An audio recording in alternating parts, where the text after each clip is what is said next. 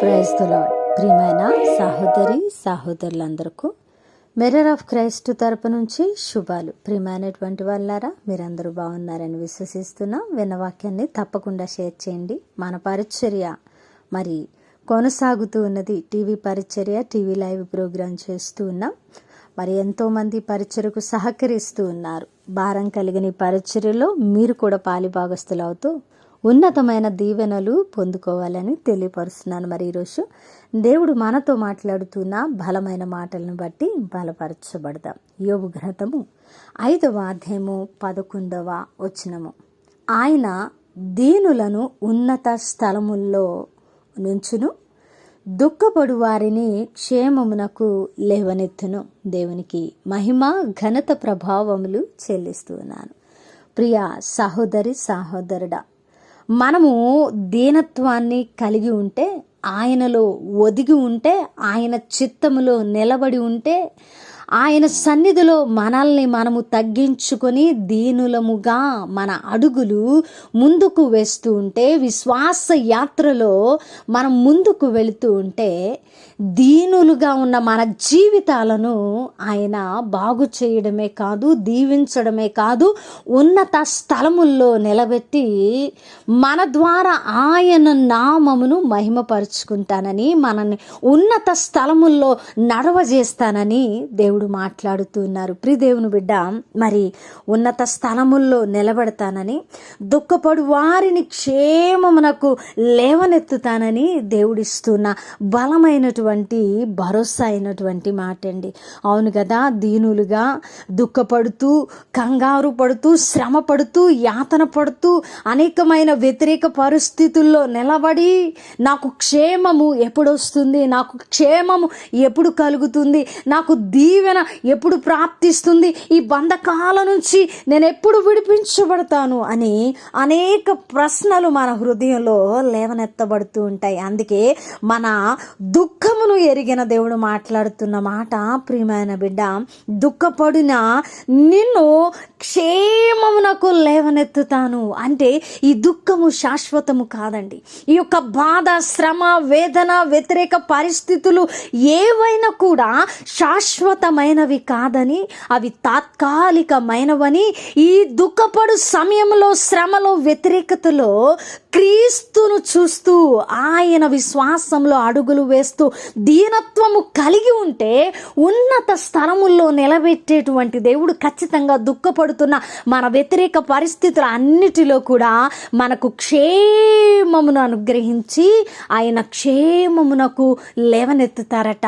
ఇక్కడ లోతైన మాటను మనం గ్రహిస్తే ఆయన క్షేమము దయచేస్తాడని లేఖన భాగం చెప్పడం లేదు, కానీ క్షేమమునకు లేవనెత్తును అంటే దుఃఖంలో ఉన్నప్పుడు, శ్రమలో ఉన్నప్పుడు, వ్యతిరేకతలో ఉన్నప్పుడు, బంధకాలలో ఉన్నప్పుడు మనం ఎలాగునండి ఉంటామంటే పడిన స్థితిలో ఉంటాం.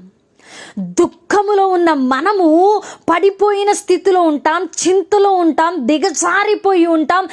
ఎవరు నాకు సహాయము చేస్తారని దిక్కుతోచక తలలు ఎత్తి ఎదురు చూసే వారంగా ఉంటాం. అందుకే దుఃఖపడు వారిని అంటే ఊబిలో, దుఃఖములో దిగబడిపోయిన వారిని క్షేమమునకు లేవనెత్తుతానని, అంటే దుఃఖములో ఉన్న మన జీవితాలను క్షేమము ఇవ్వడంతో పాటు ఆయన కుడి హస్తమును, దక్షిణ హస్తమును అందించి లేవనెత్తి నిలబెట్టి ఉన్నత స్థలముల్లో మన పాదములను నడువజేస్తానని ఆయన ఇస్తున్న భరోసా అయిన మాట అండి. ప్రియ దేవుని బిడ్డ, దుఃఖంలో ఉంటే, శ్రమలో ఉంటే, వ్యతిరేకతలో ఉంటే, బంధకాలలో ఉంటే, యాతనకరమైన పరిస్థితిలో ఉంటే, ఈరోజు నువ్వు పడిపోయావని దేవుడు చూస్తున్నాడు. అందుకే ఆయన నిన్ను లేవనెత్తుతానంటూ ఉన్నాడు. లేవనెత్తడం అంటే ఏంటండి? ఏదో లేవనెత్తడం కాదు, కానీ క్షేమమునకు లేవనెత్తుతాడట. ఎంత అద్భుతమైన మాట అండి, ఎంత మరి ఆశ్చర్యకరమైన మాట. ప్రియ దేవుని బిడ్డ, మరి రాత్రంతా ఏడుపు వచ్చినా ఉదయమనే నవ్వొచ్చునట. ఒకవేళ దుఃఖంలో పడి ఉంటే ఆయన ఈరోజు నిన్ను క్షేమమునకు కొరకు లేవనెత్తబోతూ ఉన్నాడు. హల్లెలూయా, ఆమేన్. ఆయన లేవనెత్తటమే కాదండి, దీనత్వం గనక నువ్వు కలిగి ఉంటే ప్రియ దేవుని బిడ్డ, లేవనెత్తిన దేవుడు విడిచిపెట్టడు, కానీ ఉన్నతమైన స్థలముల్లో నీ పాదములను ఉంచుతాడు. నీ పరిస్థితులను బట్టి నేను సాక్షిగా నిలబడతాడు. నీ సాక్ష్యాన్ని ప్రకటిస్తూ ఉంటే అక్కడ ఆయన నామం మహిమపరచబడతా ఉన్నది. నీ దుఃఖము, నీ నిట్టూర్పు ఎగిరిపోయి నువ్వు క్షేమనకు లేవనెత్తబడడమే ఆశీర్వాదం కాదు, కానీ నీ ద్వారా, సాక్ష్యము ద్వారా ఆయన మహిమపరచబడడం మరొక అద్భుతమైన ఆశీర్వాదమై ఉన్నదని వాస్తవాన్ని నువ్వు గుర్తుపెట్టుకోవాలని, గ్రహించాలని ఈరోజు దేవుడు బలమైన మాటలు మాట్లాడుతున్నారు. కాబట్టి దుఃఖంలో ఉంటే కృంగిపోవద్దు, దుఃఖంలో ఉంటే, వేదనలో ఉంటే, శ్రమలో ఉంటే ఏంటి నాకు ఈ పరిస్థితి అని ప్రశ్నలు వేయొద్దు. కానీ సర్వశక్తిమంతుడైన దేవుడు మనల్ని క్షేమమునకు లేవనెత్తడానికి సమర్థుడని నమ్మితే నువ్వు అద్భుత కార్యాన్ని చూడబోతా ఉన్నావు. ఆమేన్. విన్నవాక్యం ఫలింపు కొరకు ప్రార్థన.